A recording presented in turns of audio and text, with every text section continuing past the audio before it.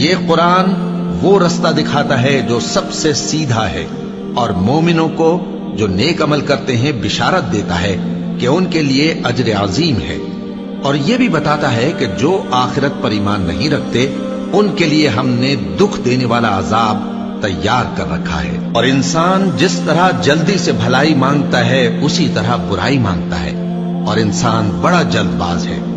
اور ہم نے دن اور رات کو دو نشانیاں بنایا ہے، سو رات کی نشانی کو تاریک بنایا اور دن کی نشانی کو روشن، تاکہ تم اپنے پروردگار کا فضل یعنی روزی تلاش کرو اور برسوں کا شمار اور حساب جانو۔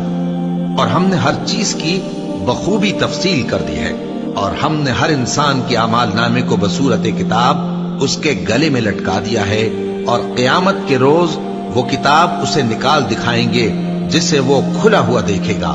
کہا جائے گا کہ اپنی کتاب پڑھ لے، تو آج اپنا آپ ہی حساب کرنے والا کافی ہے۔ جو شخص ہدایت اختیار کرتا ہے تو اپنے لیے اختیار کرتا ہے، اور جو گمراہ ہوتا ہے تو گمراہی کا ضرر بھی اسی کو ہوگا۔ اور کوئی شخص کسی دوسرے کا بوجھ نہیں اٹھائے گا، اور جب تک ہم پیغمبر نہ بھیج لیں عذاب نہیں دیا کرتے۔